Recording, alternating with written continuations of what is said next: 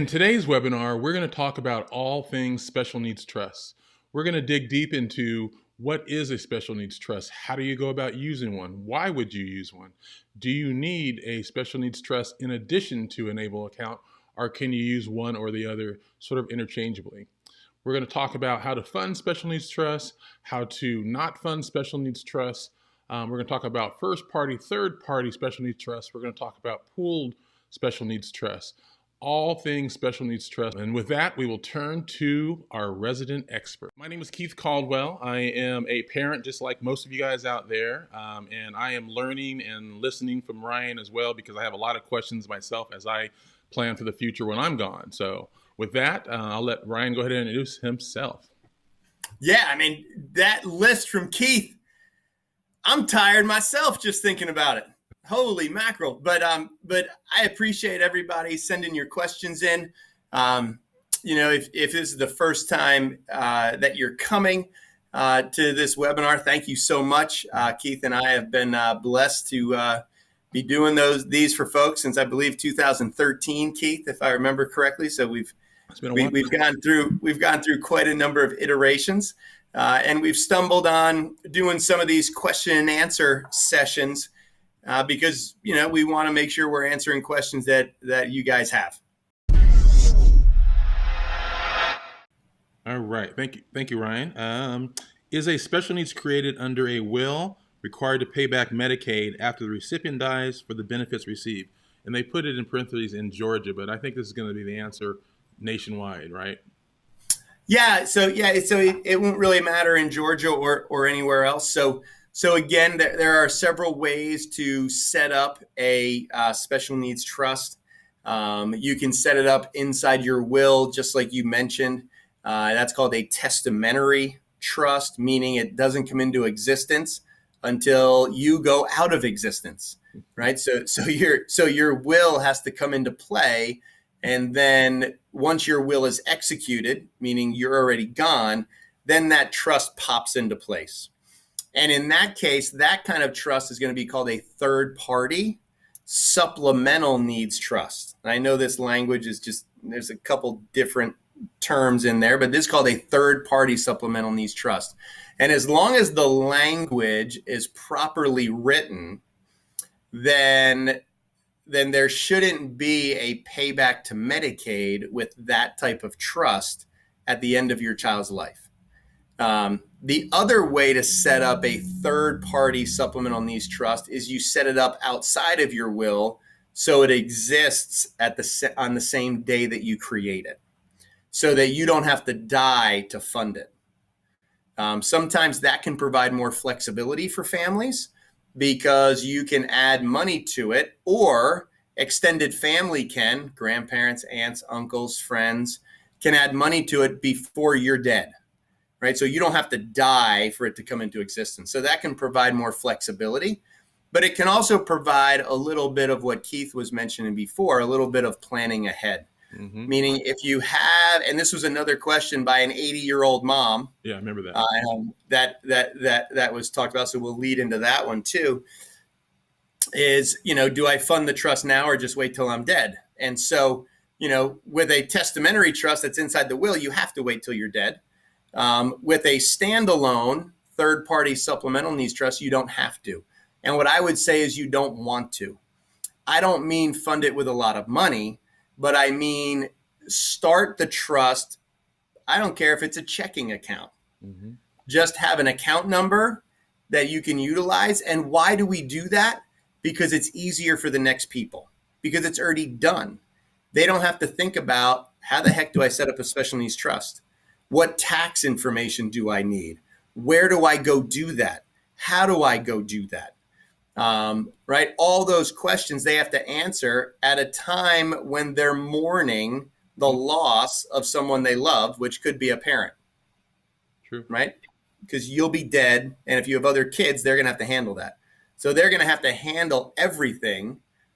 And what we want to try to do is take as much off of their plate as we possibly can to make it that much of a smoother transition. So again, if it's a properly drafted third-party supplemental needs trust, whether it's inside your will or a standalone, it will not have a payback to Medicaid. And the reason is because it's not your child's money. Third party means that the money that funded that trust is from a third party to your child. So it's from you, grandparents, aunts, uncles, anybody else. What Keith mentioned earlier was another type of special needs trust, which is a first party special needs trust. That's different. First party, just because it says first party, means it's your child's money. And some of you might think, where are they going to get money from? Good question. From mom and dad. For most of you, that's not going to be applicable. But for some of you, it will be. So for some families, there might have been an accident or some type of lawsuit that ended with or resulted in a financial settlement. That financial settlement should go into a first party special needs trust because that was provided to your child for a specific reason or harm to them. That type of trust, because it's your child's asset and money, does have a Medicaid payback to it, which means that if there's money left in that trust when your child passes away, Medicaid can come back in and state, since that trust has been opened, here are all the services we provided this individual, and here are the costs associated with those services. We want to get paid back for those costs, or for as many as we possibly can.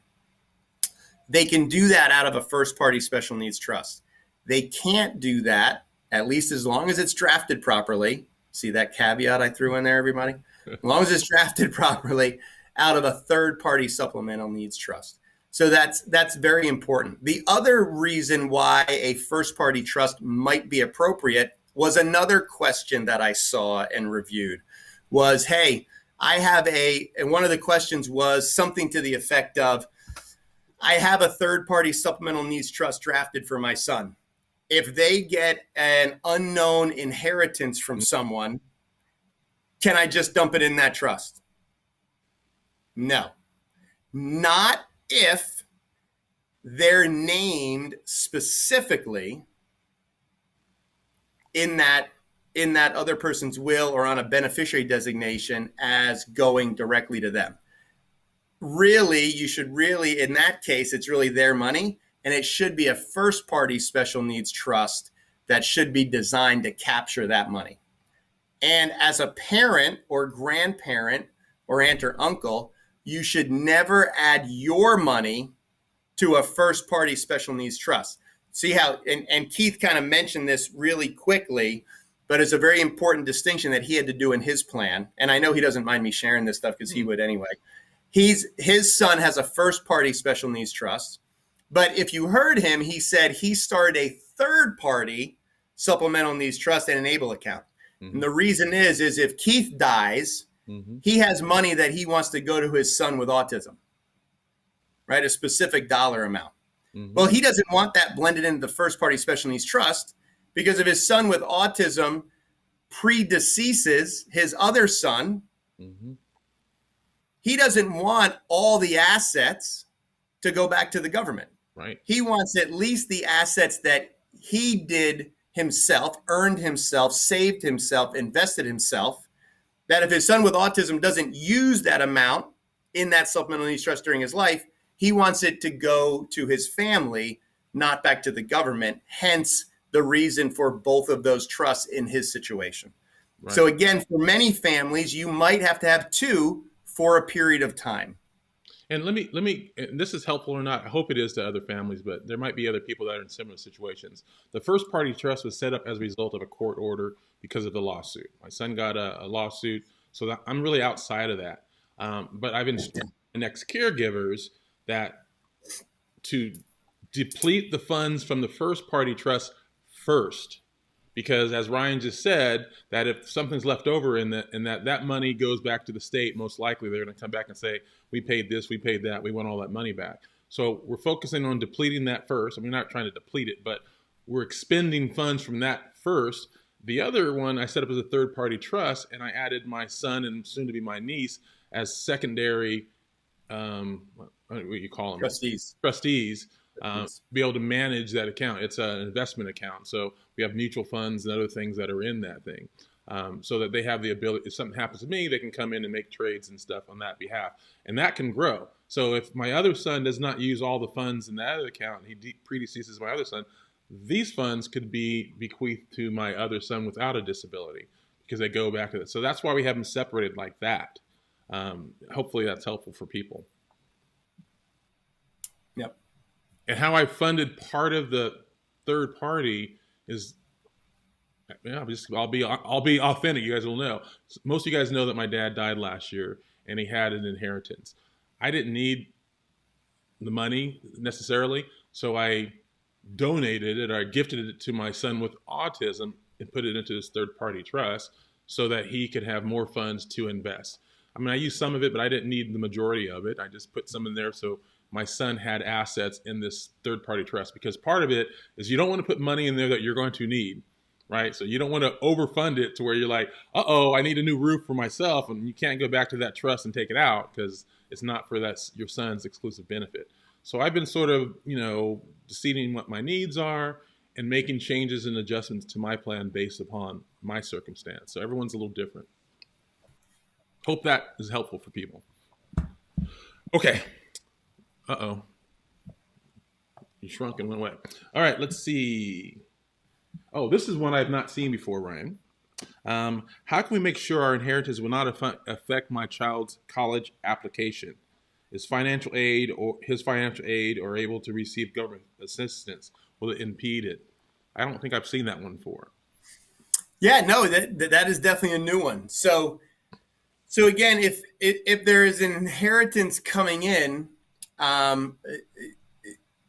again, the if your child's going to, need government benefits and those types of things, then absolutely, I would use a standalone third-party supplemental needs trust, and guide and direct those dollars into that, because again, your child's the beneficiary of that trust, not the owner.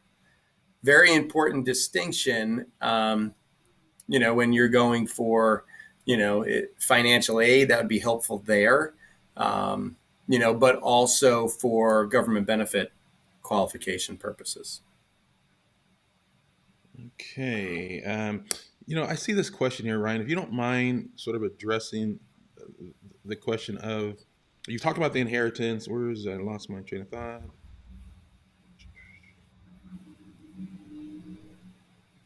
Weird noise. I think it's my house is doing weird things. Your house is talking to you. It is. So this was assuming third-party trust is set up prior to acquiring unforeseen inheritance. Can the money be put in this particular trust and not impact benefits? I guess it's about if it's designed properly. Well, again, if it's a third-party supplemental needs trust and the inheritance comes in directly to your child, you should really, to be really safe, is really do a new first-party special needs trust and put that inheritance into that one, and then use that money first for any of their needs going forward. That would be the safest way to do it. You could try to do it the other way, but you're taking a risk if Social Security starts to examine that money. Well, I'm going to share something with people. Ryan might have the same experience. The question we get primarily the most time is, how much does it cost? How much does it cost? How much does it cost? So I've seen it. I mean, we paid, I think, $2,500 to $3,000 for his first party trust, and then another $2,500 for the other one. So $5,000 between the two of them. I don't know if that's the ballpark. I mean, if someone's charging you $20,000, unless your situation is super complex, I think that's probably unreasonable. So I would think if you're shooting for the 2,500 to maybe 5,000 range is probably in the ballpark. Do you think, Ryan? Probably in the ballpark. Yep. Yeah. I mean, your situation is super complex. So just plan for that. And how I look at it is, I was at Starbucks recently. I paid for a coffee and I paid $5 for it. I said, if I'm drinking a coffee $5 a day, that's going to be about $2,400 for the year of money. So we can find a way to fund for these things if we just, be creative about it and make that a priority. So I don't want that to be the reason, but it's going to cost about that. So I want to address those questions because we get that a lot, right? Yeah. Yeah. And I think the assumption Yeah. is really, really expensive. Yeah. And it depends on the area of the country you might be in as well, which will have an impact.